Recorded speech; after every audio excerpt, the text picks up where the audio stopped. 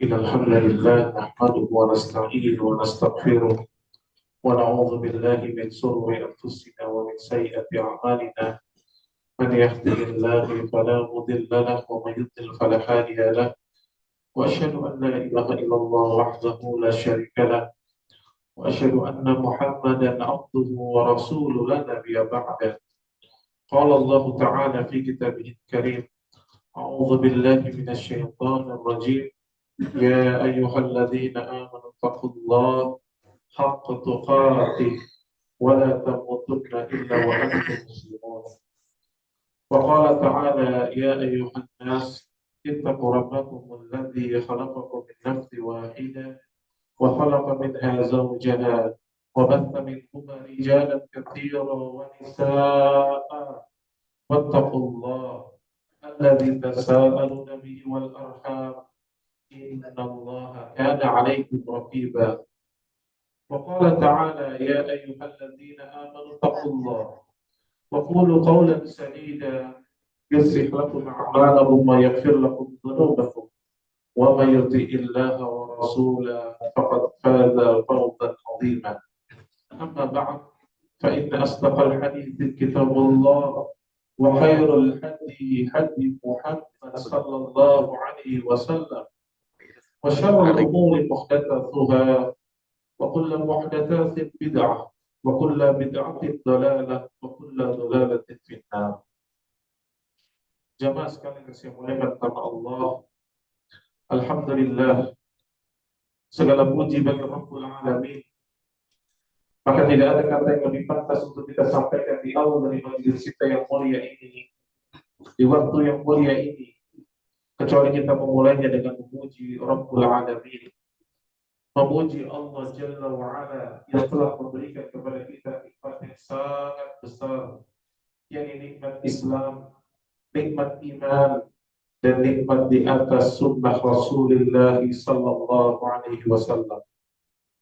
Allah karuniai kepada kita yakni salat subuh berjamaah yang merupakan ibadah yang sangat agung, yang disaksikan oleh para malaikat-malaikat Allah, yang membedakan antara orang beriman dengan orang-orang munafik, yang akan menyempurnakan cahaya orang-orang beriman pada hari kiamat kelak.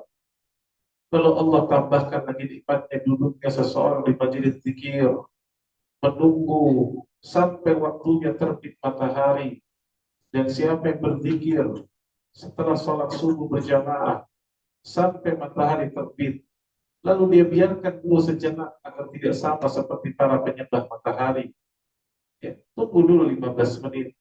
Ya, dan kita pun kajian insya Allah melebihi dari waktu itu. Lalu kita sholat lagi 2 rakaat. Maka kata Nabi SAW, baginya sempurna seperti seorang yang yakni haji dan umroh, yakni manasiknya sempurna, sempurna dan sempurna. Allah. Maka nikmat yang Allah berikan kepada kita begitu besarnya, yang apabila orang-orang yang berada di alam kubur itu bisa dihidupkan kembali, mereka hanya meminta apa yang kita lakukan ini. Mereka ingin beramal saleh. Maka ini nikmat yang sangat besar. Maka tentunya kita puji Allah Jalla wa'ala yang telah menolong kita, yang telah mengampuni dosa-dosa kita, yang telah memberikan petunjuk kepada kita, dan telah memperlindungkan kita dari keburukan-keburukan diri kita dan kejelekan-kejelekan amal-amal kita. Allah Ta'ala ingatkan kepada kita, wahai orang-orang yang beriman sekalian, bertakwalah kepadanya dengan sesungguh-sungguhnya takwa, dan jangan sekali-kali engkau mati kecuali dalam keadaan Islam, dalam keadaan engkau menyerahkan dirimu sepenuhnya kepada Rabbul Alamin. Inna salati wa nusuki wa mahyaya wa mamati lillahi rabbil alamin. Allah Tabaraka wa Ta'ala ingatkan lagi kepada kita semua, wahai manusia sekalian, bertakwalah kepadanya. Lalu Allah ingatkan penciptaan kita dari diri yang satu, Nabi Adam alaihissalam. Lalu dengannya diciptakan pasangannya, maka menjadi banyak laki-laki dan perempuan. Maka sekali lagi Allah ajak dan ingatkan kita untuk bertakwa kepadanya, yang dengan namanya kita saling menyebutnya. Dan Allah perintahkan kita untuk menyambung silaturahim, menjaga hubungan kekerabatan, jangan pernah merusaknya. Karena itu tadi Allah Jalla wa'ala, jangan sekali-kali merusaknya, jaga dengan baik. dan Allah senantiasa mengawasi amal-amal hamba-Nya. Allah ingatkan lagi kepada kita semua, wahai orang-orang yang beriman sekalian, bertakwalah kepadanya dengan ucapan yang benar. Orang beriman diajarkan untuk biasa berucap itu yang benar. Mengucapkan ucapan itu di atas ilmu. Dan ilmu itu qala Allah wa qala Rasul. Maka jangan sekali-kali berucap dengan sesuatu tanpa ilmu. Ucapkanlah ucapan yang benar, yang jujur. Maka setelah itu Allah akan perbaiki amal-amal kita. Yang tadinya amalnya bercampur antara yang hak dengan yang batil, antara tauhid dengan syirik, antara sunnah dengan bid'ah, antara kemaksiatan dan ketaatan, Allah akan ubah dan kokohkan dia di atas sunnah Rasulullah sallallahu alaihi wasallam, di atas kebaikan, di atas ketaatan Allah. Setelah itu Allah akan ampuni dosa-dosa. Maka Allah katakan tidak ada jalan lain kecuali ati Allah wa ati Rasul. Taatlah kepada Allah dan taatlah kepada Rasul. Maka siapa yang dapat di dirinya demikian, sungguh itulah kemenangan yang sangat besar. Nabi Sallallahu Alaihi Wasallam bersabda berhajatnya mengingatkan kepada kita semua, sebaik-baik kalam Allah Al-Quran, maka kita berpegang dengan Al-Quran. Dan sebaik-baik petunjuk untuk menjalankan isi Al-Quran, yakni sunnah beliau Sallallahu Alaihi Wasallam. Maka pegang erat Al-Quran wa sunnah agar kita tidak tersesat. Dan Nabi telah ingatkan, berhati-hatilah terhadap perkara-perkara yang diadakan dalam agama. Karena siapa yang jatuh kepada perkara tersebut, maka dia akan terjatuh kepada perkara yang baru dalam syariat. Dan siapa yang jatuh kepada perkara yang baru, maka dia akan tersesat walaupun dipandang indah oleh manusia, walaupun disetujui oleh manusia. Dan siapa yang tersesat maka tempatnya kembalinya di neraka yang panasnya dalam sebuah riwayat 70 kali lebih panas daripada api yang ada di dunia. Umat dan Islam, salawat dan salam tidak lupa kita haturkan kepada kedua kita, baginda Rasulullah sallallahu alaihi wasallam, dan juga kepada ahlul baitnya, dan juga seluruh para sahabatnya tanpa terkecuali, dan juga umatnya senantiasa meniti dan membela sunnah beliau sallallahu alaihi wasallam. Baik, kita lanjutkan ya, pembahasan terhadap faedah dari perjalanan Nabi Yusuf alaihissalam, yakni faedah dari surah Yusuf, surah yang sangat penuh dengan hikmah, ya, penuh dengan hikmah dan pelajaran, ya. Dan kita telah bahas pada pertemuan sebelumnya, yang kita bahas ini kisah Nabi, ya, yang memiliki nasab yang sangat indah. Al-Karim, Ibnul Karim, Ibnul Karim, Ibnul Karim. Ya, karena dari mulai bapaknya, siapa Nabi Yusuf bapaknya? Nabi Yakub alaihissalam. Nabi Yakub bapaknya Nabi Ishak. Nabi Ishak bapaknya Nabi Ibrahim alaihissalam. Allah, tidak ada nabi yang nasabnya seperti ini. Langsung terus. Makanya sampai dikatakan Al-Karim, Ibnul Karim, Ibnul Karim, Ibnul Karim. Ya, luar biasa. Baik. Maka kita sampai kepada ketika Nabi Yusuf alaihissalam dijual ke Mesir dan dibeli oleh Imran Aziz, pembesar Mesir, ya, yang di dalam beberapa riwayat dikatakan salah satu mungkin kalau kita hari ini seorang menteri, ya, dibeli oleh seorang menteri Al-Aziz, ya, dan dia memiliki istri yang bernama Zulaikha. Namun yang perlu antum ingat, kalau kita membaca dari tafsir-tafsir yang riwayat yang sahih, kita nggak akan temukan nama Zulaikha. Zulaikha ini sebagian datang dari Israiliyat. Ya. Maka selama tidak bertentangan, maka kita boleh ya, mengambil istilah ini hanya untuk mempermudah kita. Namun untuk memastikan apakah nama istri Al-Aziz itu Zulaikha, Allahu a'lam.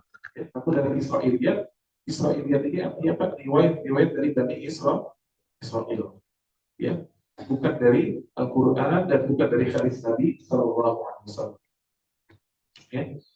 Maka, ya, akhirnya Yusuf dirawat di dalam keluarga tersebut. Ya, setelah diambil, dibeli, dirawat. Dan kata Allah Jalla wa Ala, ya, dalam surah Yusuf di ayat 21-nya, asa ayyan fa'ana aw nattakhidahu walada. ya, mereka mengatakan mudah-mudahan di anak dia bermanfaat bagi kita. Ya. Jadi pertama mereka ketika begitu, ya, Allah condongkan hati, ya, untuk membeli Nabi Yusuf.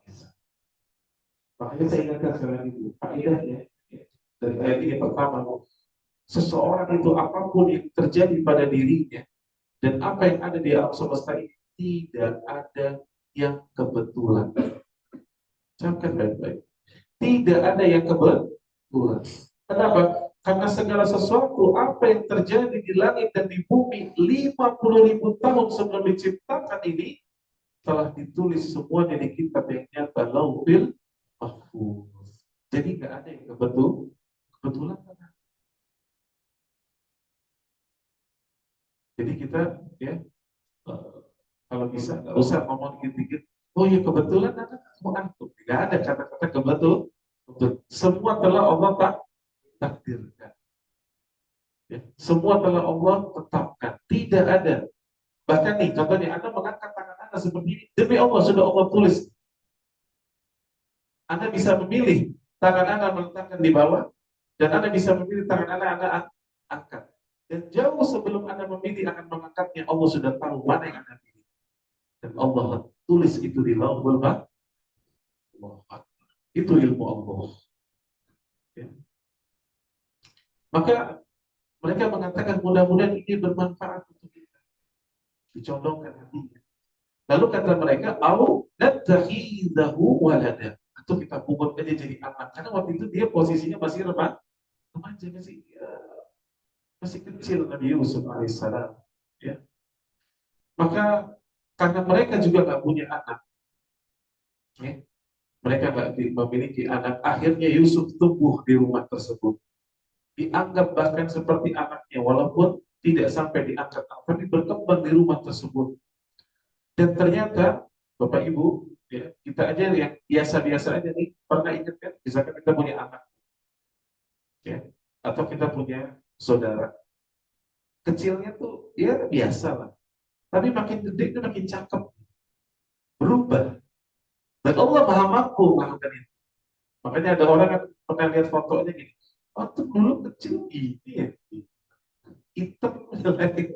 Sekarang kok jadi ganteng antum kan gitu. Ada yang seperti apa? Oh ini dulu begini, sekarang cantik ya masya Allah gitu kan. Nah maka begitu pula ketika diambil, dibeli sebelumnya, tapi Yusuf biasa aja, nggak terlalu kelihatan yang gimana. Ya. Namun yang jelas, aku harus ingat bahwa Nabi Yusuf AS itu keturunan Bani Israel. Bani Israel kulitnya gimana? Agak kayak bule, gitu, merah-merah, putih. Maka setelah tumbuh jadilah laki-laki yang gagah. Ya.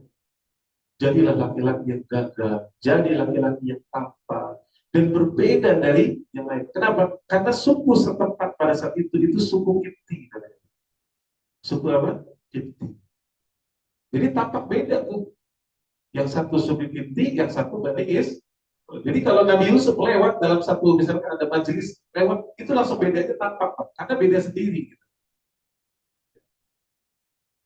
Sama kalau saya pulang ke Kalimantan, ayah saya orang Kalimantan dulu, orang Banjarmasin. Nah, kebetulan saya itu ngambil gennya wajah ibu saya, karena ibu saya orang Makassar, kakek saya ya dari orang ada keturunan Arab dan seterusnya, gitu ya. Jadi muka saya beda sendiri gitu dibandingkan kakak saya. Jadi kalau orang lihat saya sama kakak saya itu nggak kayak saudara, Pak. Beda 180 derajat. Karena dia lebih ke orang Banjarmasin. Jadi kalau saya lagi datang ke sana langsung lalu kontak keluarga, lalu nenek saya bilang, ini siapa nih? Beda sendiri. Tapi kalau ke keluarga ibu saya, kakak saya yang beda sendiri, kira gitu.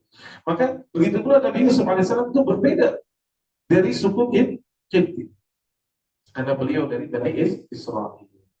Maka tumbuh makin luar biasa, makin tampan yang Allah berikan Nabi Yusuf alaihissalam. Dan perlu kita ketahui dalam tafsir Ibnu Katsir, ya, ada perbedaan pendapat para ulama.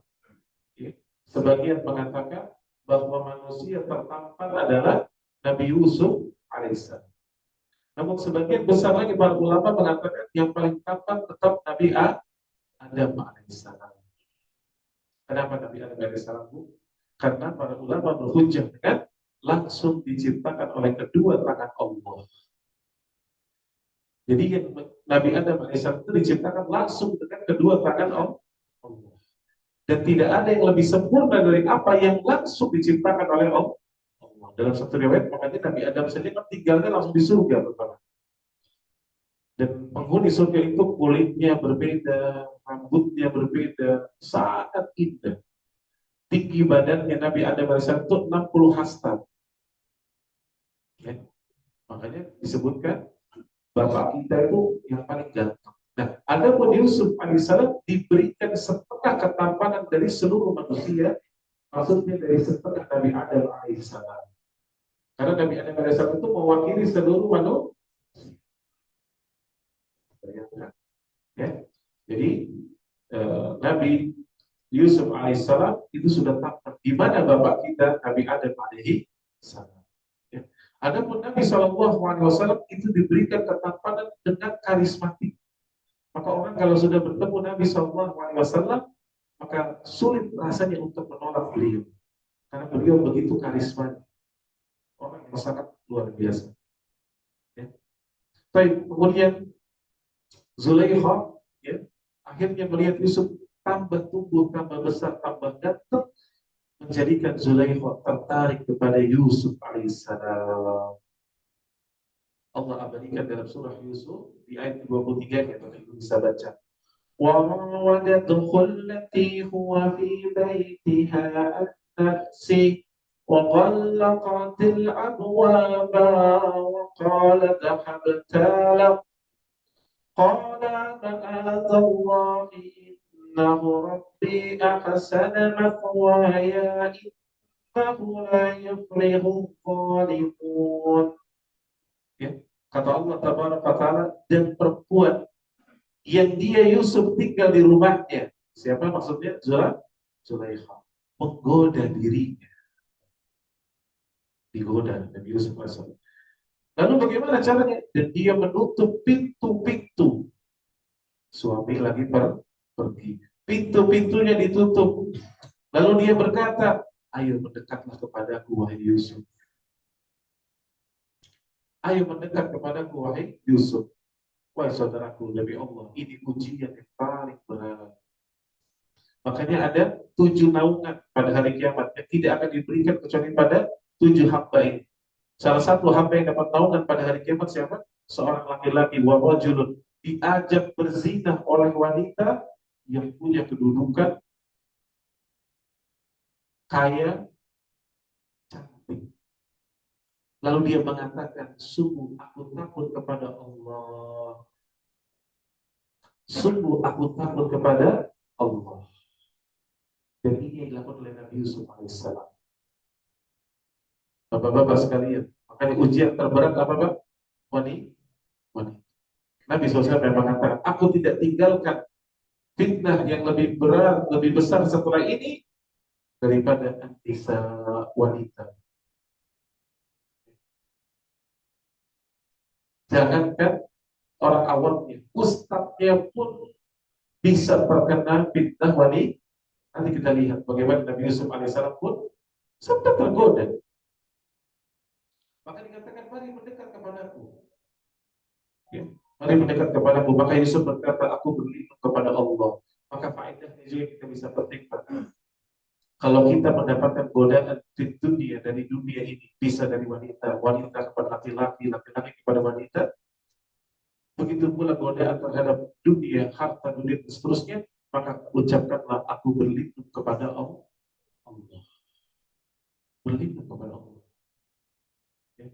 Jangan pernah merasa diri kuat. Jangan. Saya ingatkan, ada sebagian ikhwan pernah cerita sama anak ngomong, ya Ustaz, kalau kita yang udah ngaji, insya Allah Ustaz kita akan berzina. Hari dan istighfar. Bukankah sahabat Nabi Ma'iz jatuh kepada zina? Itu sahabatnya siapa? Sahabat Nabi SAW. Duduknya di majelis Nabi SAW. Jadi jangan merasa sok hebat ya. Ya. Berlindung kepada Allah. Sebagian orang merasa dirinya, oh saya sudah hafal Quran, saya sudah hafal hadis, saya sudah ikut kajian sana sini, nggak mungkin lah saya berzina. Bagi Allah mudah melimpahkan seorang fitnah, tapi berlindunglah kepada Allah Jalla wa'ala. Maka inilah oleh Nabi Yusuf alaihissalam. Lalu Nabi Yusuf mengatakan, sungguh Tuanku telah memperlakukan aku dengan baik. Ya. Dia mengatakan bahwa tuannya telah memperlakukan dia dengan baik. Di sini ada beberapa penafsiran. Okay. Ketika tadi Zulaikha meraih Yusuf alaihissalam dan mengunci pintu-pintunya, menutup pintunya, lalu tidak sampai situ, Bapak Ibu sekalian, menghiasi lagi tubuhnya yang indah. Coba, udah cantik dihiasi lagi. Oh, ngeri nih. Ya. Kemudian ketika dia tadi mengajak, maka Yusuf tadi mengatakan, ma'awallah, aku berlindung kepada Allah. Ya. Maka penafsiran yang pertama artinya ketika mengatakan sungguh Tuhanku telah memperlakukan aku dengan baik, maksudnya adalah suaminya Imratul Aziz, suami dari Zulaikha. Bagaimana dia ingat telah membeli dia, lalu merawat dia dari kecil. Maka sungguh orang yang memiliki adab yang tinggi tidak akan menggigit lengan orang yang pernah menolongnya. Maka dia katakan, bagaimana Tuhanku telah memperlakukan aku dengan baik. Gak mungkin aku lakukan itu.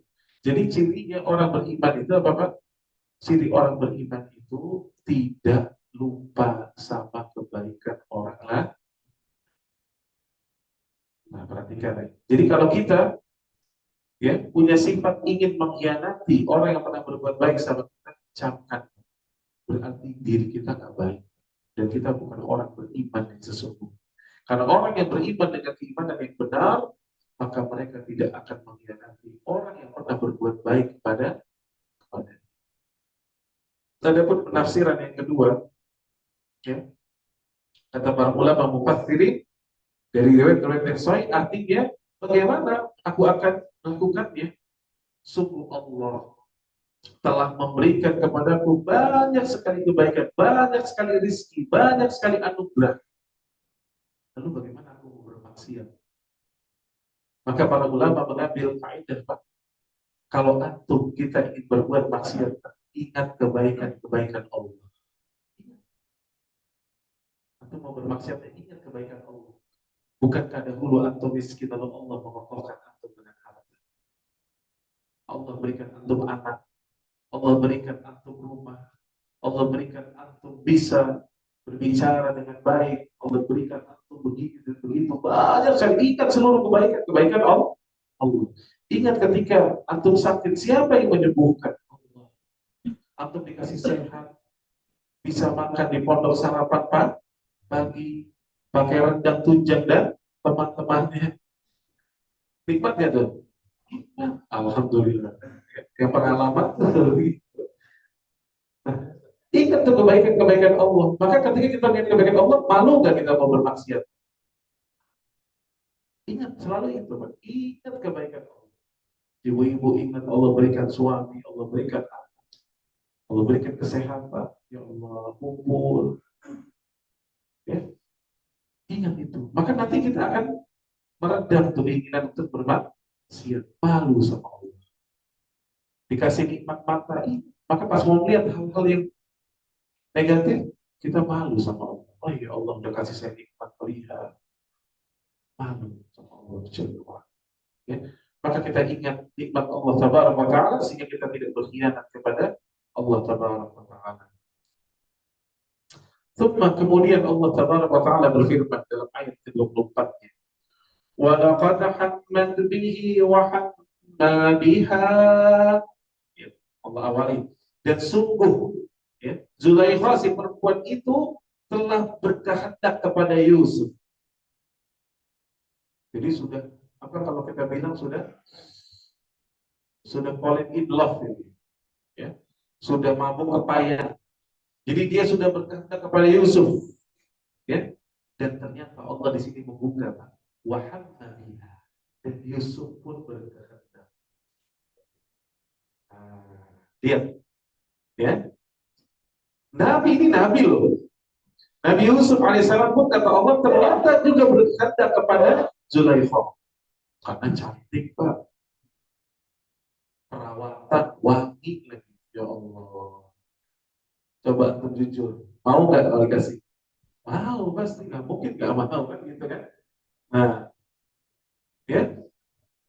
Namun, ya, lihat kata Allah Taala wa Taala, laula an ra'a burhana rabbi, sekiranya Yusuf dia tidak melihat tanda dari Rabbnya. Jadi Allah kasih tanda. Artinya Allah kuatkan hati Yusuf alaihissalam. Maka akhirnya apa yang terjadi? Maka kata Allah Tabaraka wa Taala, kami palingkan darinya keburukan dan kekejian. Allah palingkan. Kadzalika linasrifa anhu su'a wal fahsya. Ya, dijauhkan dari keburukan dan kekejian. Ya. Kata Allah, innahu min ibadinal mukhlasin. Dan Allah menutup, dia mengatakan, sungguh Yusuf ini termasuk hamba kami yang kami pilih. Mukhlasin, hamba yang ikhlas, hamba yang dipilih, hamba yang dimurnikan. Berarti yang nolong siapa Pak? Kalau Yusuf berpegang pada dirinya, kira-kira jatuh? Jatuh. Tapi Allah yang tahu. Maka kalau nggak ditolong sama Allah, nggak bisa.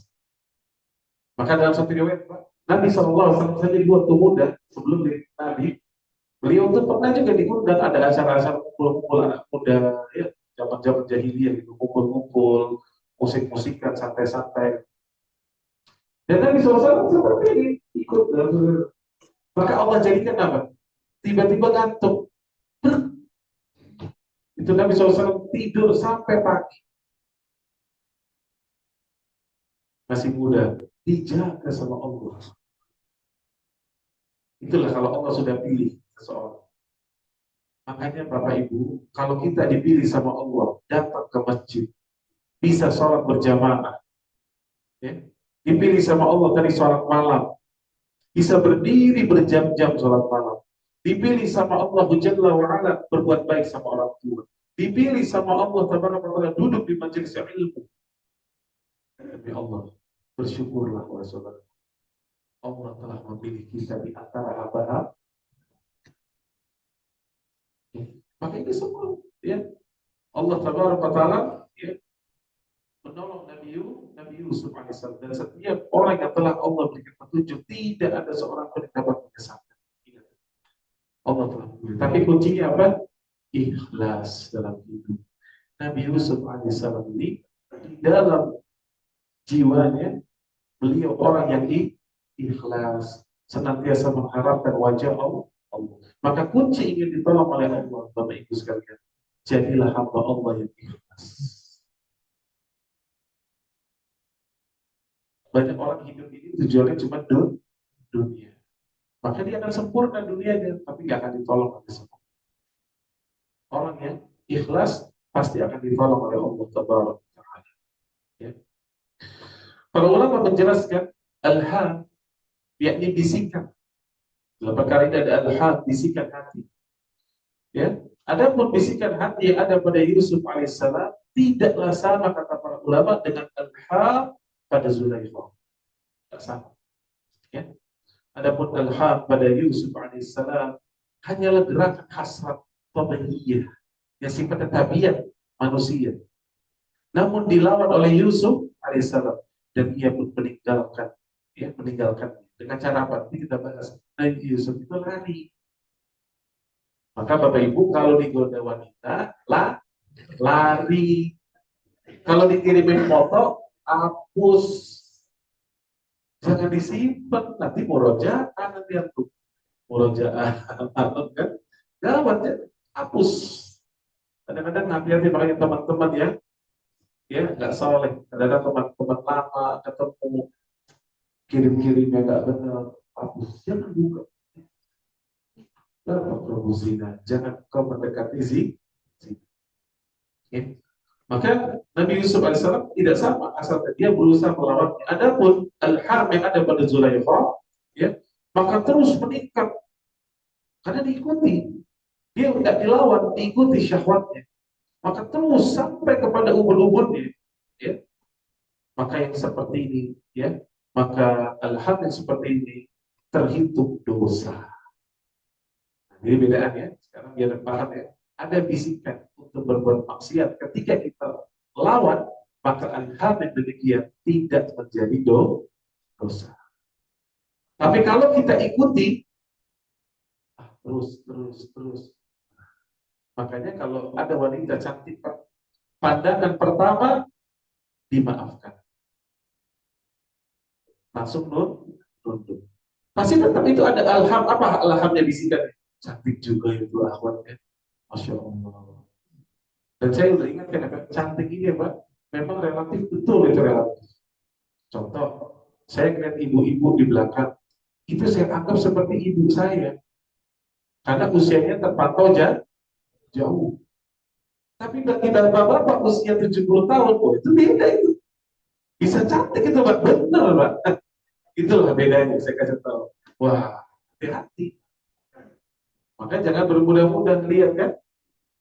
Saya punya jamaah ya, udah usia 70-an, bisik-bisik sama teman, cari yang 50-an yuk, kayak gitu. Cari yang 50-an. Itu tadi ya, manusia. Manusia ini memang. Yang penting jalannya harus halal.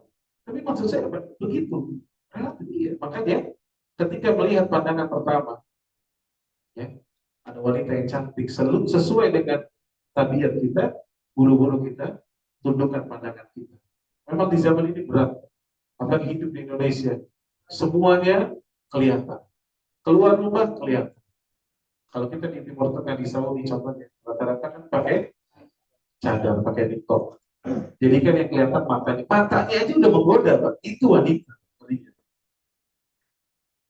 Ya. Saat kita hajian, Pak, bawa jamaah, itu kan hajian kan 40 harian kan, hampir kan lama menunggu waktu.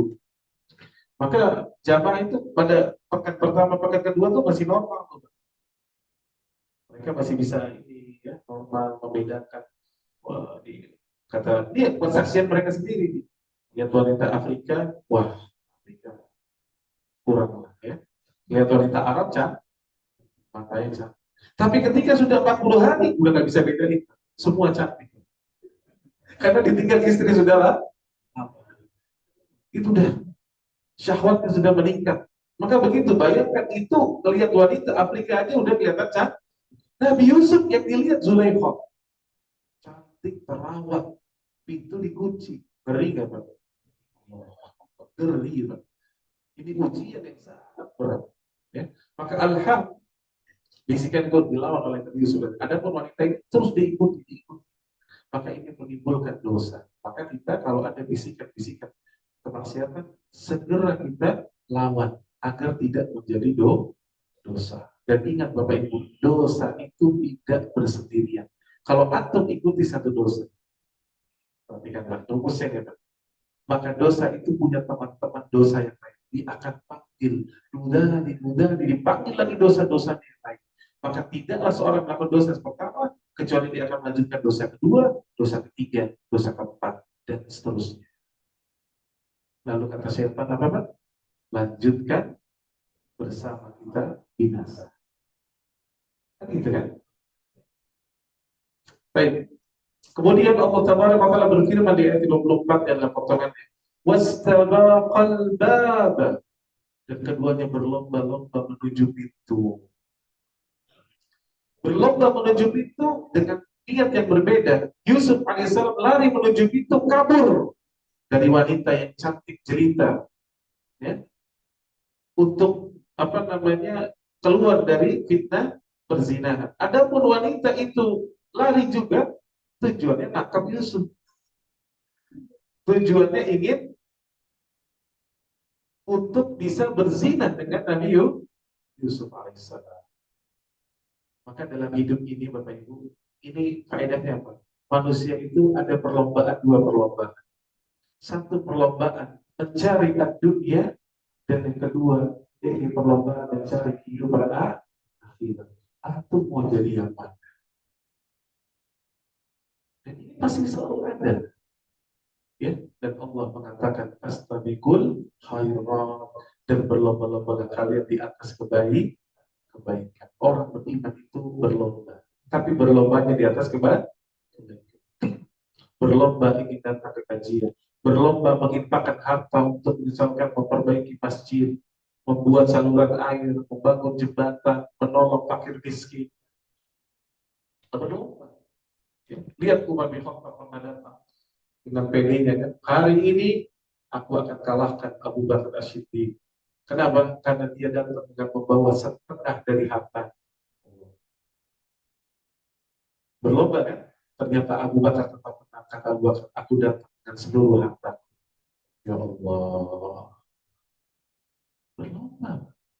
Maka kita ini harus punya niat untuk dan juga berusaha keras berlomba sebelum ajal menjemput. Apa potensi dalam diri kita?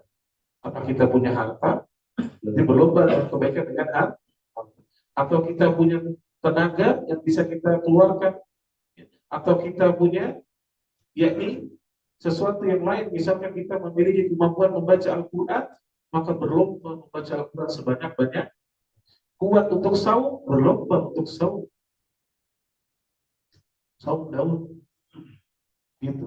Jadi hidup ini berlomba. Ya. Dengar kakak kita dikasih tahu, kemarin saya harus di rumah tangga di sana. Kita ingat, kakak saya yang sudah berumah tangga yang satu. Saya harus datang ke rumah tangga yang satu, yang kedua, yang ketiga. Oh, itu berlomba. Jadi silaturahimnya lebih baik.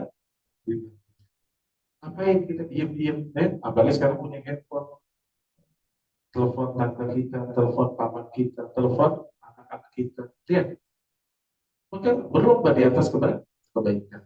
Baik. Kemudian setelah itu, ya, kata Allah di ayat ke-25-nya, ya, waqad tadqa bisahu min dubur. Perempuan itu menarik baju gadis Yusuf dari bagian belakang sampai koyak, Bapak Ibu. Bayangkan itu kalau narik baju sampai robek, itu tenaganya gimana, Bu? Kuat. Berarti itu sudah nafsunya saking ke ubud. Orang kalau udah nafsu tuh begitu, tenaganya kuat. Ya. Maka ya, dia mengambil baju Yusuf sampai terkoyak. Lalu akhirnya wa alfaya sayyidaha lada. Maka pada saat itu mereka bertemu dengan suami dari Zulaikha di depan pintu.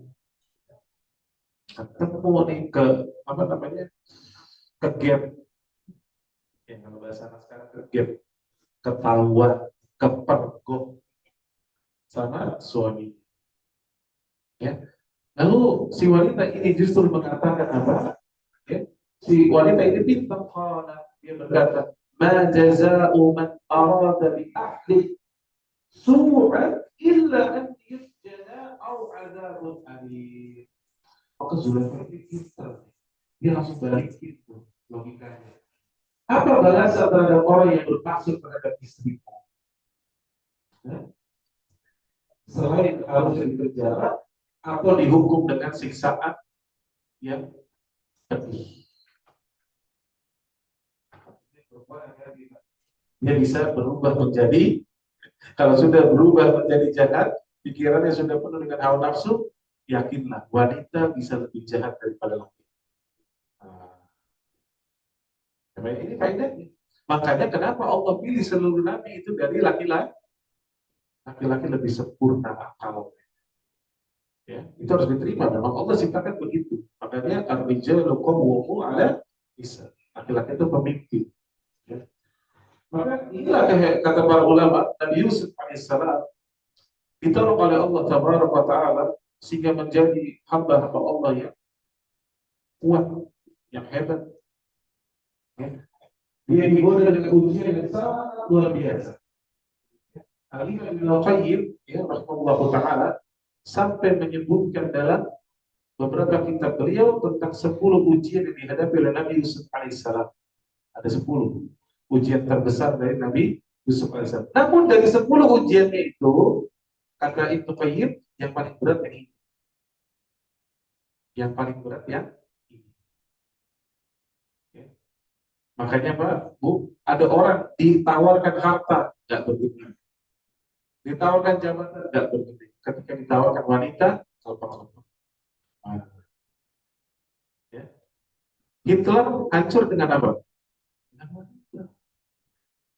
Ya. Nanti kapan-kapan kita bahas tentang kisahnya Nabi Musa. Tidak mau, Bu, tidak mau dan segitu kejamnya dan sudah mengeluarkan fatwa. Setiap anak dari kalangan Bani Israel harus disembelih. Tapi ketika Asia menemukan Musa di sungai, diambil. Lalu kata Asia, jangan yang ini, jangan ya sayang. Nah, Nabi, gimana Fir'aun yang kejamnya itu? Luluh, Bu. Luluh. Terbayangkan. Itu laki-laki. Makanya kata Nabi SAW, tidaklah aku melihat makhluk yang lemah akalnya padahal, tapi gemulai bisa menundukkan laki-laki yang kuat dan gagah.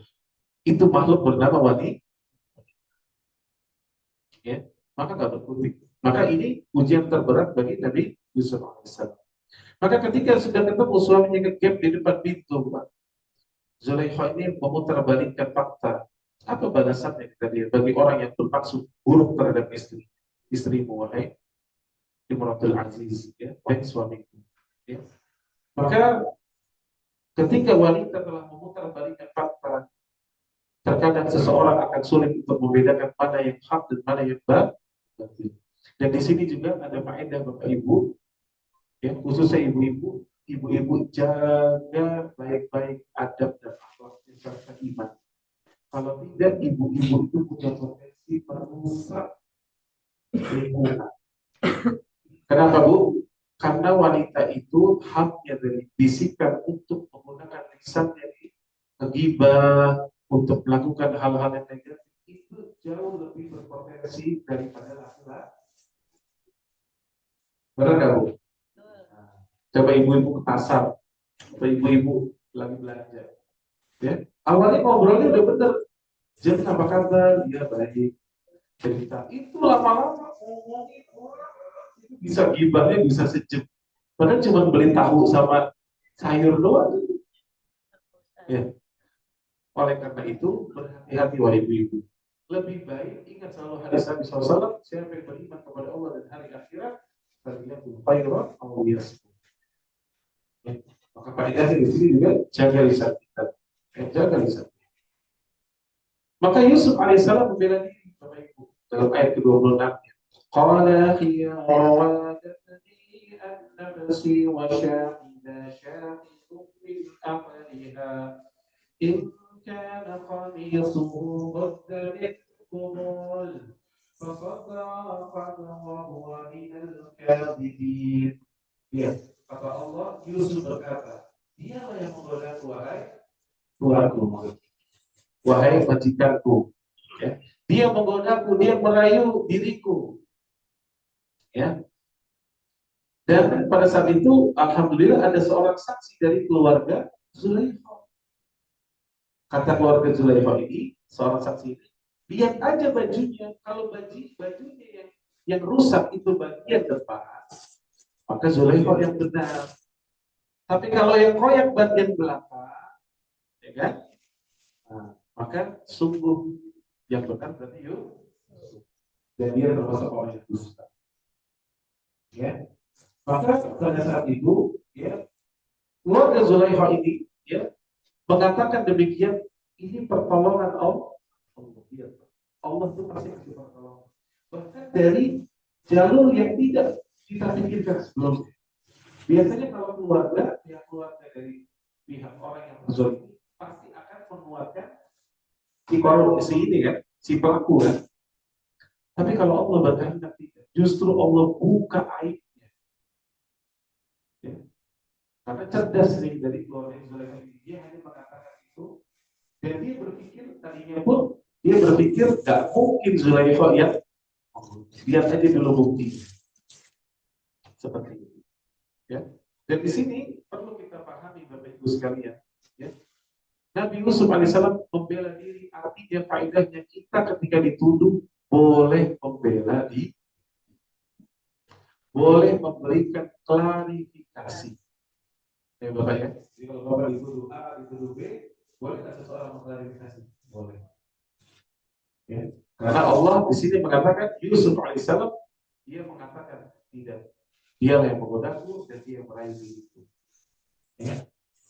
Maka setelah itu, ya, dikatakan oleh Allah Taala wa kana qamisuhu qudda min dubur, dan jika baju gamisnya yang koyak di bagian belakang fakadzabat wa huwa minas sadiqin, maka perempuan itu maksudnya Zulaikha yang dusta dan Yusuf termasuk orang yang benar. Dan ternyata ketika Imrul Aziz suami Zulaikha melihat dan saksi dari keluarga itu melihat dengan mata kepalanya baju Yusuf yang terkoyak di bagian mana? Kan nggak mungkin yang memperkosa belakangnya ya. Ya. Maka menunjukkan bahwa Yusuf alaihissalam telah lari dari Zulaikha dan Zulaikha berusaha untuk menariknya. Ya, lalu Allah Taala menceritakan ya bagaimana suaminya ketika melihat baju dengan Yusuf bagian belakangnya yang rusak. Ya, ketika itu di ayat ke-28 yang kata Allah, "Falamma ra'a khalisahu qudda min dubur, qala innahu min kaydikunna inna kaydakunna 'azim." Ya, kata Allah Taala ketika Imrul Aziz melihat ya, yakni baju gamis Yusuf koyak di bagian belakang, dia berkata, sesungguhnya ini adalah budaya. Langsung dia katakan, istriku ini dibudayakan. Kamu dari tipu budaya, dan sungguh tipu daya kamu benar-benar hebat. Kenapa dia nggak benar-benar hebat? Karena dia tadi langsung memutarbalikkan fakta. Kecewa sekali suaminya. Ya. Maka suaminya pun meminta kepada Yusuf alaihissalam ya, untuk melupakan kejadian ini. Dalam sebuah riwayat, ya, kata para mufassirin, suaminya Zulaikha ini Bapak Ibu memang mandul, lemah syahwat. Nah, kebayang punya istri masih muda, cantik, ternyata suaminya lemah syahwat. Makanya walaupun dia marah, tapi dia ya sudahlah gitu ya. Mau gimana? Saya pun nggak bisa memberikan dia nafkah, Mbak.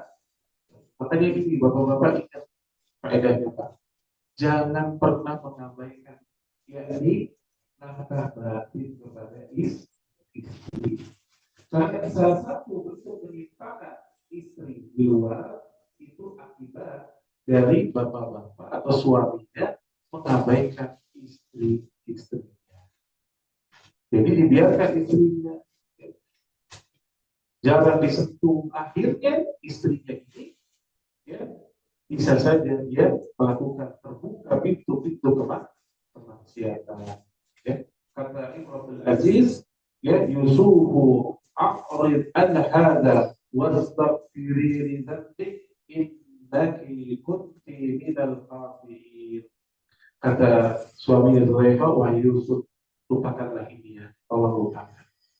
Ya, suami, ya, lupakan ini. Dan istriku, ingatkan Zulaikha, dan kamu Zulaikha, mohon ampun. Mohon ampunan atas dosa. Disuruh bertaubat. Karena sungguh kau termasuk orang-orang yang bersalah. Berarti ini suaminya ini orangnya benar ya Bu ya. Suaminya orangnya baik, orangnya ya. Maka suaminya ini sangat ingin berita ini hilang. Sudah nggak usah dibahas lagi. Ya. Para mufassirin menjelaskan bahwa kenapa dari suaminya ingin berita ini menghilang tadi itu karena dia juga nggak mau ya, terbuang karena dia tahu bahwa dia memiliki kelemahan dalam syahwatnya sehingga tidak bisa memberikan nafkah batin. Maka takutnya malah kemana-mana omongnya. Ya. Maka begitu pula akhirnya dia sampaikan kepada ya, Yusuf tolong lupakan. Tapi ingat tadi selain Yusuf masalahnya ada siapa? ada keluarga dari istrinya, keluarga Zulaikha. Dan prinsip ikat di dunia ini, Bapak Ibu, makanya tembok pun bisa bicara. Itulah aib itu paling mudah tersebar. Ya. Jadi yang hadir ketika itu ada Zulaikha, ya, ada suaminya Zulaikha dan ada keluarga Zulaikha. Nabi Yusuf alaihissalam mungkin gak ember, ya amanah seorang nabi. Suaminya dia minta justru, jadi dia nggak mungkin cerita. Zulaikha sendiri pasti malu Pak menceritakan dosanya. Ya. Berarti yang berpotensi siapa kata para ulama? Kemungkinan adalah dari keluarga dari Zulaikha. Ya. Maka jadilah buah bibir para wanita-wanita di Mesir pada saat itu. Ya. Jadi buah bibir. Ya. Dan ingat, orang Allah kalau ingin menghancurkan seseorang, dibuka aib yang ada di rumah. Ya, makanya jangan suka gosip, nanti dibalas lagi, dikeluarkan aibnya sama Allah.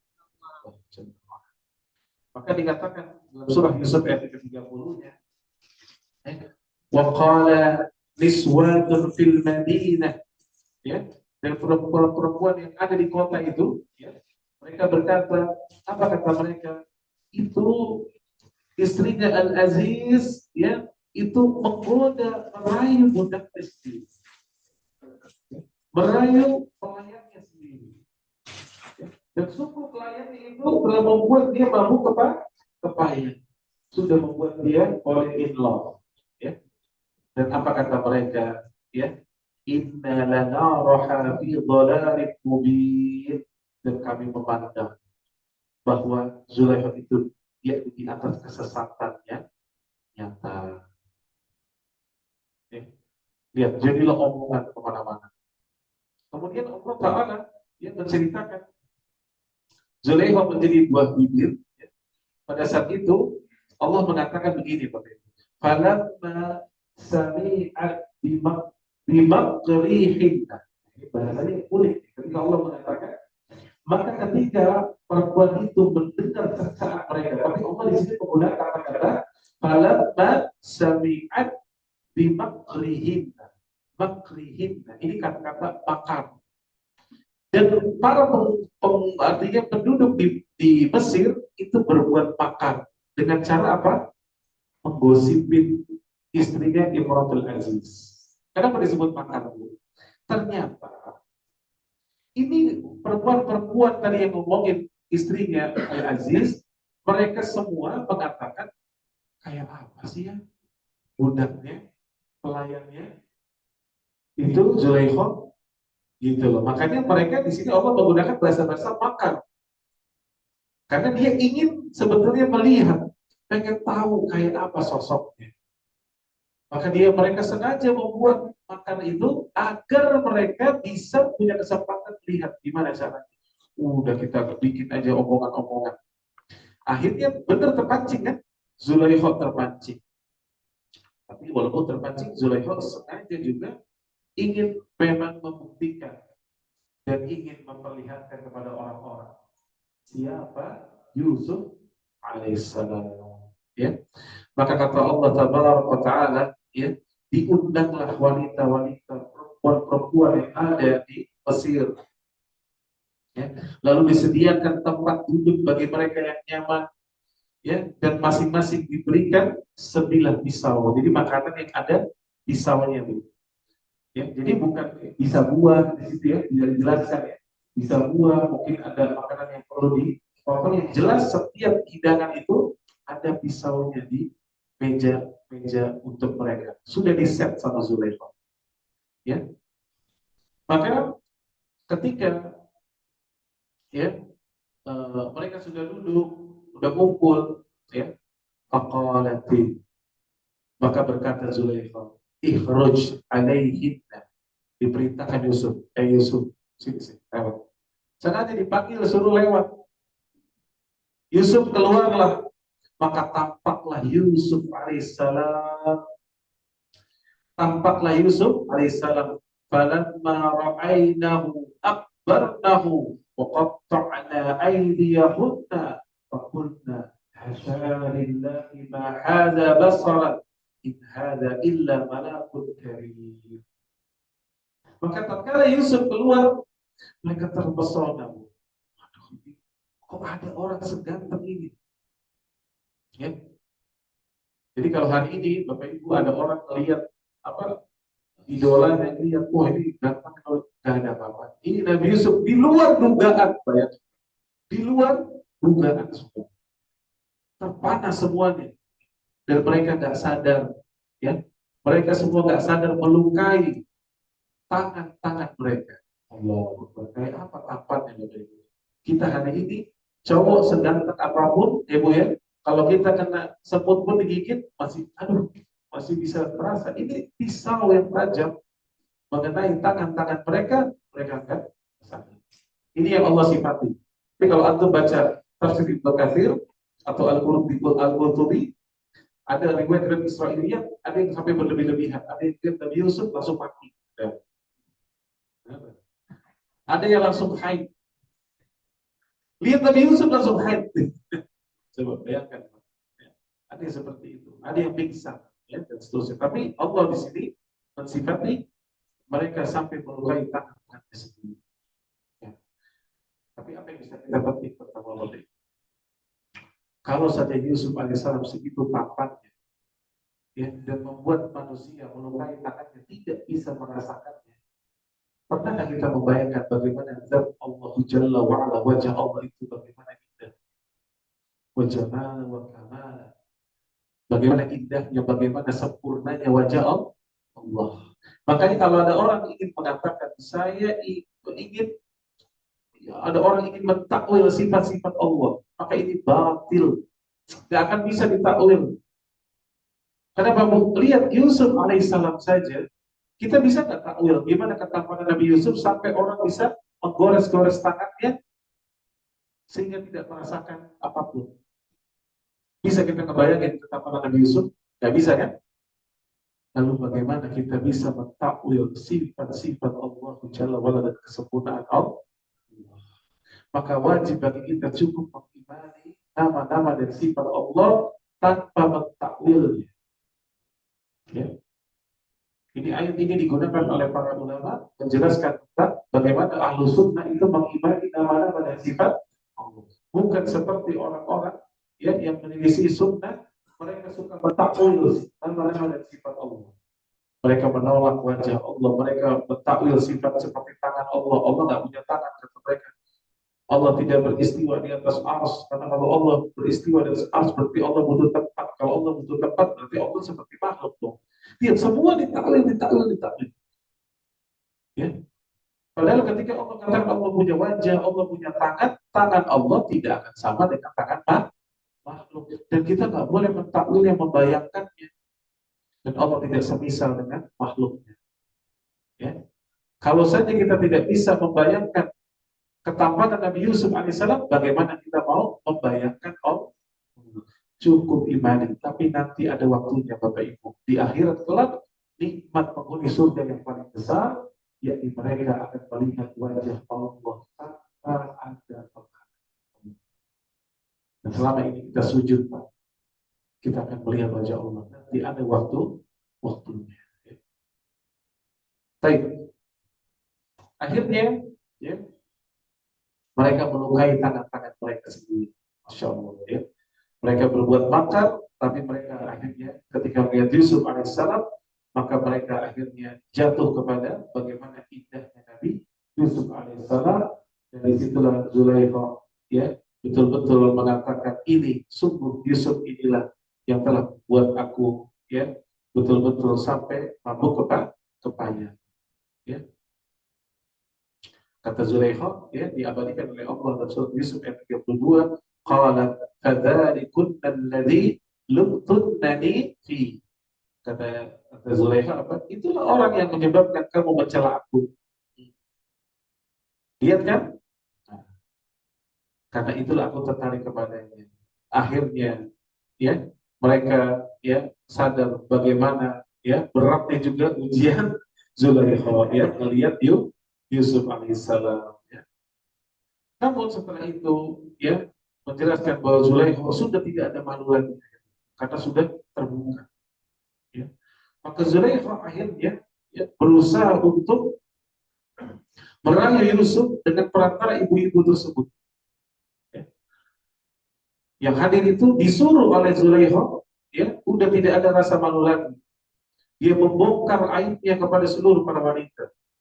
Tadi makanya dia katakan, nih, memang betul aku tergoda dengan laki-laki ini. Ya. Kemudian kata Allah Tabaraka wa Ta'ala, wala lam yaf'al ma amuruhu la yusjadanna wa la yakuna minas sabirin. Dan jika dia tidak melakukan apa yang aku perintahkan kepadanya, niscaya dia akan dipenjarakan atau dia akan menjadi orang yang hina. Tatkala diancam demikian, bayangkan Yusuf diancam, kalau kamu nggak mau melayani aku, ya, aku akan jadikan kau di penjara. Sebagian para mufassir menjelaskan, nanti Yusuf kita di penjara itu keputusannya siapa? Istrinya Al-Aziz. Artinya ini suaminya kalah. Jadi dalam kehidupan pun memang dari zaman dulu ada suami-suami takut ya. Karena istri sudah mau kepada, kalau kamu nggak mau ikutin saya penjara. Ya. Maka Nabi Yusuf alaihissalam berdoa kepada Allah, Rabbi sijnu ahabbu ilayya. Kata Yusuf alaihissalam, wahai Rabbku, penjara lebih aku sukai daripada memenuhi ajakan mereka. Allahu Akbar. Ya. Maka Yusuf alaihissalam memilih untuk dipenjara. Dia mohon pertolongan kepada Allah. Dan kata Nabi Yusuf alaihissalam, dia minta kepada Allah Tabaraka wa Ta'ala agar dihindarkan dari tipu daya mereka. Dari tipu daya mereka. Kan sebenarnya kamu zina sama kami ini enak. Masuk penjara gak enak. Pilih mana? Kan gitu ya. Sama bapak-bapak kadang-kadang di kantor. Kamu ikut ya sama kita nih sistem nih. Kita bagi-bagi ini. Kan lumayan bisa beli mobil, nanti bisa beli ini. Kalau nggak mau ikut sistem, kita singkirin. Bisa nggak dapat job. Oh yang mana? Ya Pak ya. Banyak di antara orang hari ini Pak selalu ngomongnya ke saya, Pak Ustaz, habis gimana kalau nggak gini nanti saya nggak dapat job. Ini percis nih dari zaman dulu selalu modelnya begitu. Kamu mau pilih mana?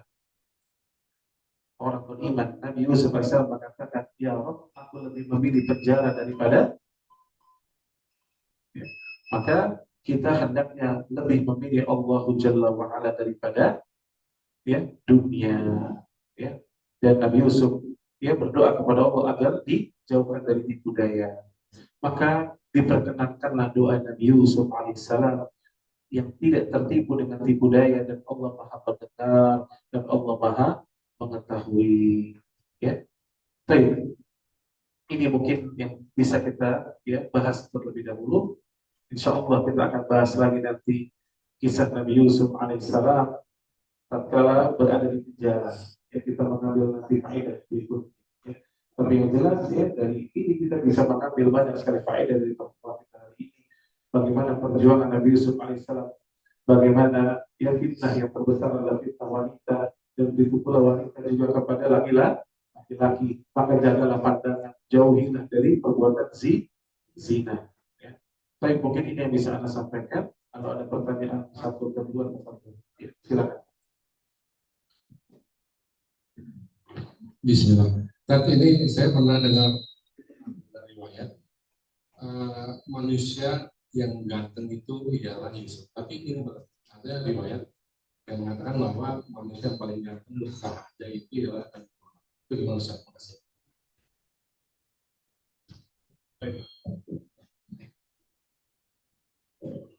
Kalau antum membaca banyak kitab para ulama, termasuk dari ulama Muslim, jadi harus dibedakan ya. Oh, maksud ketika Nabi manusia paling pertama di zaman itu ya, tadi seperti saya sampaikan bahwa Nabi SAW tetap dipilih oleh Allah Taala sebagai rasulnya, dan Nabi diberikan fisik yang sangat baik, dan Nabi SAW itu dadanya bidang ya, dan tidaklah seseorang ya yang berdiri bersama beliau itu punya keunikan kalau berdiri bersama orang yang ada kurang tinggi, maka beliau tidak tampak terlalu tinggi. Tapi tatkala berdiri dengan orang yang tinggi, maka Nabi seolah-olah sepadan dengan orang yang tinggi itu. Ya, unik ya. Dan Nabi SAW punya kekuatan 10 orang laki-laki. Makanya Nabi SAW ya, itu jago bulat. Nabi SAW jago bulat. Dan Nabi diberikan ketampanan dan karismatik yang luar biasa. Namun, ya, kalau berbicara secara mujmal, secara umum, maka kita kembali kepada tafsir yang sahih. Manusia yang paling tampan itu ada dua, Nabi Adam alaihissalam dan Nabi Yusuf alaihissalam. Ya, karena berbeda. Contoh sederhana, ya, saya pernah dulu datang kunjungan ke Papua. Bapak tahu Puncak Jaya, Wamena ya Pak ya. Jadi saya ke Wamena, sampai saya mendarat di sana, itu bandaranya ini seperti kayu-kayu gitu loh, ya. Masih sangat tradisional sekali ya. Dan itu yang pada saat saya bilang itu orangnya semua rata-rata pakai koteka. Karena saya waktu kesana itu mungkin hampir 20 tahun yang lalu ya. Orang-orangnya pakai koteka ya, pakaiannya dan seterusnya. Mereka kulitnya hitam, kemudian rambutnya keriting-keriting semua ya. Dan hanya 1-2 orang yang bisa berbahasa Indonesia. Ya. Dan rata-rata kalau petugas-petugas itu biasanya dari Jawa, dari Sulawesi, ya, orang-orang Makassar, orang Bugis, dan juga orang Jawa. Nah, maka saya turun, ada orang Papua yang menemani saya dan dia bisa berbahasa Indonesia.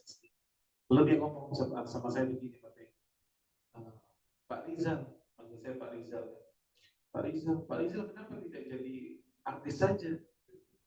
Kenapa saya bilang, ya karena Pak Rizal ganteng. Terus saya candain, saya bilang, ya saya kalau di sini memang paling ganteng. Tapi kalau di Jakarta banyak saingan. Karena kalau di sini cuma lawannya sama ente semua. Ya nggak jelas, saya jadi kelihatan paling ganteng. Maksud saya ngerti ya Pak ya? Jadi di zaman di satu tempat atau di satu zaman bisa jadi orang itu tampak karena memang di zaman itu. Tapi kalau bicara mujmal secara umum, maka tafsir yang sahih yang rajih, ya, manusia yang paling tampan itu Yusuf alaihissalam, dalam riwayat lain dari Nabi Adam alaihissalam. Dan para ulama berhujjah dengan ada Nabi Yusuf alaihissalam, Allah telah katakan langsung di dalam Al-Quran tentang ketampanan Nabi Yusuf alaihissalam. Dan begitu pula ketika Nabi Mi'raj, ya, ketika Mi'raj pada saat Nabi naik ke langit, kata Nabi SAW, aku melihat Yusuf alaihissalam diberikan setengah ketampanan dari manusia. Bayangkan. Jadi Nabi sendiri yang bersaksi bagaimana tampannya Nabi Yusuf alaihissalam. Dan adapun Nabi Adam alaihissalam, maka ini semua juga datang dari riwayat-riwayat yang sahih, kata para ulama, tidak ada yang lebih indah dan tidak ada yang lebih sempurna daripada yakni apa yang diciptakan oleh langsung kedua tangan Allah Jalla wa'ala, ya. Namun yang jelas, kalau dibicara dari sisi yang paling mulia, tetap Nabi Muhammad Sallallahu Alaihi Wasallam. Jadi di sini kita bisa ambil faedah apa? Ketampanan dilawan dengan yakni kemuliaan, dengan keutamaan seseorang dekatnya kepada Allah, maka ketampanan tetap bukan menjadi prioritas. Ya, jadi jangan hanya sibuk dengan fisik. Makanya sebagai para ulama ketika mencari imam, ya, ketika misalkan orang mau sholat bersama-sama ya, di zaman Nabi Shallallahu Alaihi Wasallam, maka oleh imam kita pilih imam yang paling pertama, imam itu harus yang paling bagus bacaan, kan gitu ya. Ketika yang paling bagus bacaannya ketemu, yang kedua yang paling banyak hafalannya sama lagi. Yang ketiga apa? Yang paling tahu tentang sunnah dalam sholat. Ya, pilih berarti yang ketiga yang paling tahu sunnah. Yang keempat apa? Baru yang paling tua. Misalkan semuanya tahu tentang sunnah yang bagus. Yang keempat berarti yang paling usianya paling tua. Berarti usia itu dipilih yang keempat tuh. Ya. Yang kelima baru. Kalau semuanya sama umurnya, yang kelima baru apa? Yang paling tampan di antara mereka. Jadi yang paling tampan kata para ulama yang paling belakang. Ya, jadi bukan di tempat yang paling depan. Ya. Kalau kita kadang-kadang beda. Ya. Contoh, kan? Yang pertama yang jadi imam siapa? Yang paling kaya. Penyumbang terbesar. Ya. Itu juga keliru ya. Keliru. Jadi harus yang memiliki ilmu terlebih dahulu, ya Pak ya. Baik, ya, Bapak silakan Pak.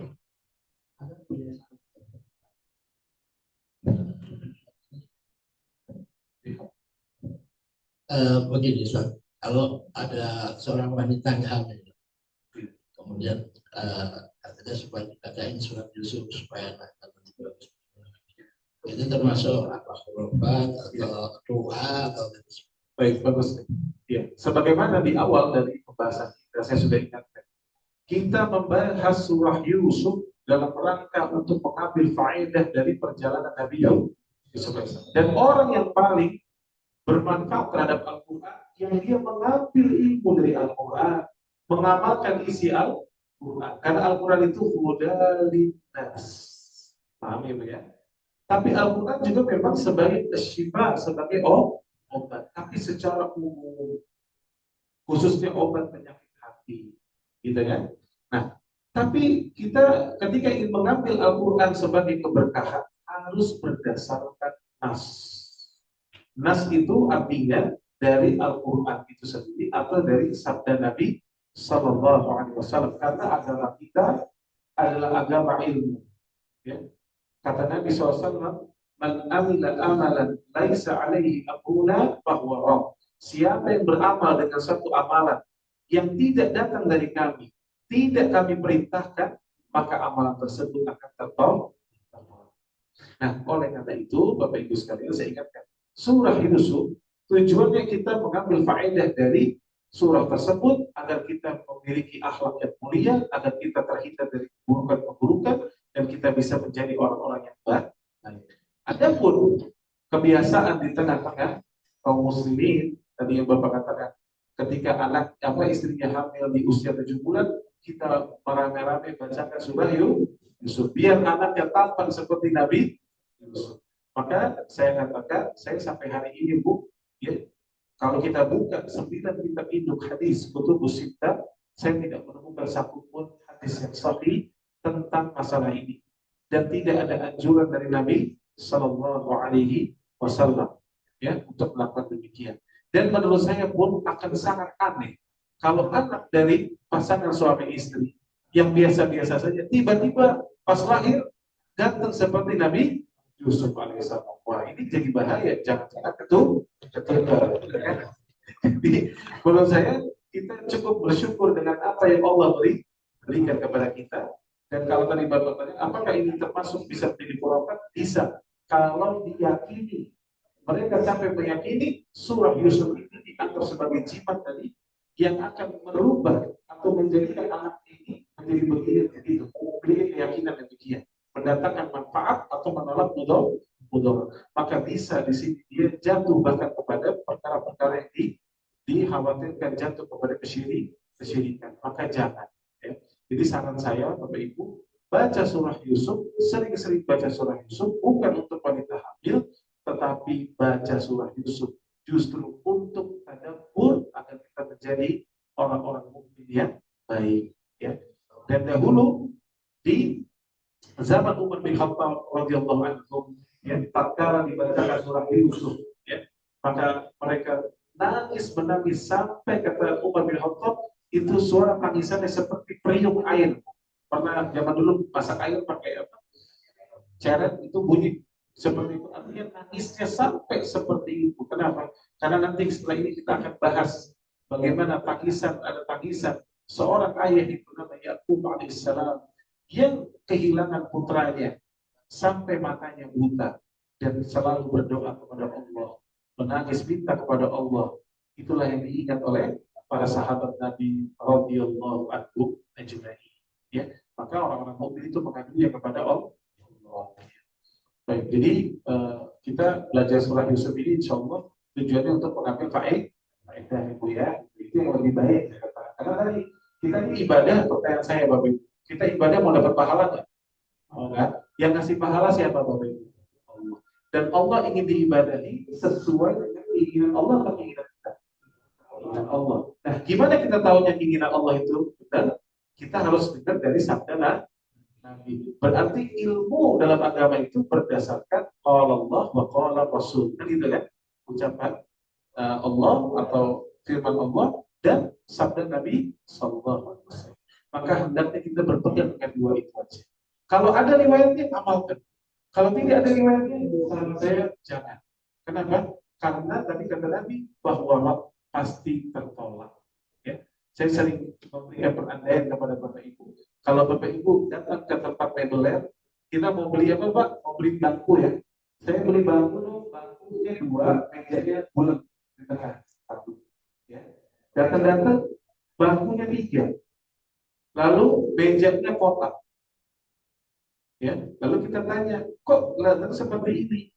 Kata yang jual mebeler, dia bilang, menurut pendapat saya, lebih bagus tiga ini, Bu, triangle. Nah, terus dapat mejanya kotak, sehingga bisa lebih kelihatan elegan, gini-gini. Lalu apa kata kita? Yang mau beli kan saya.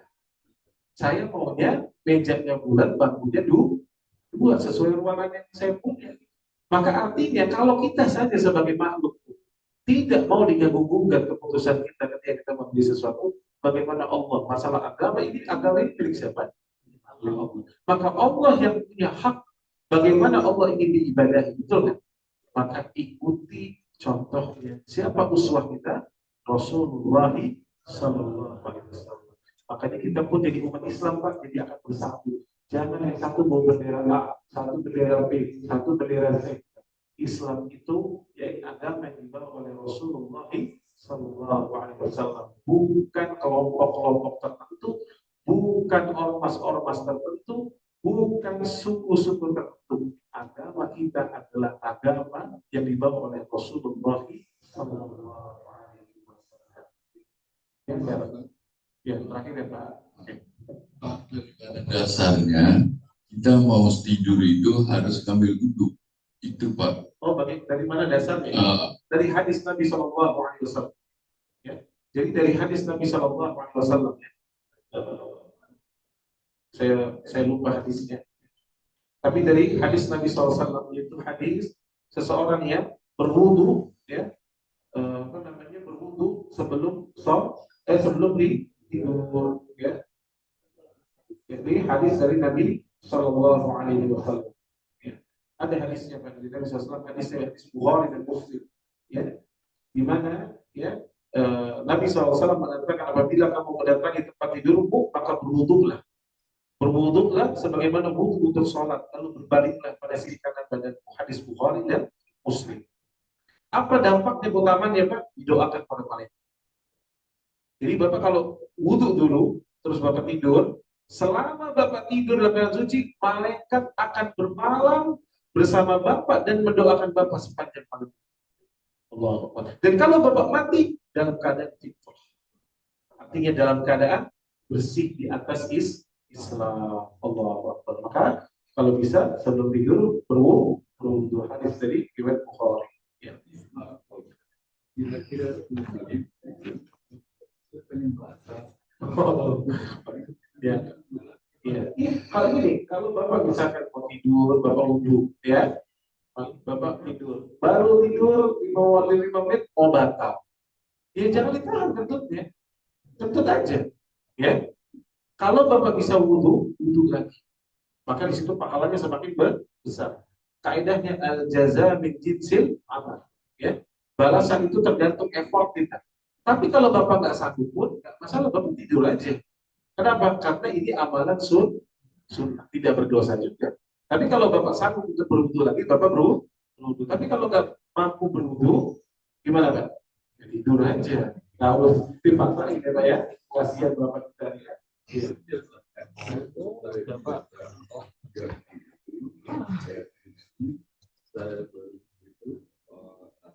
Gitu.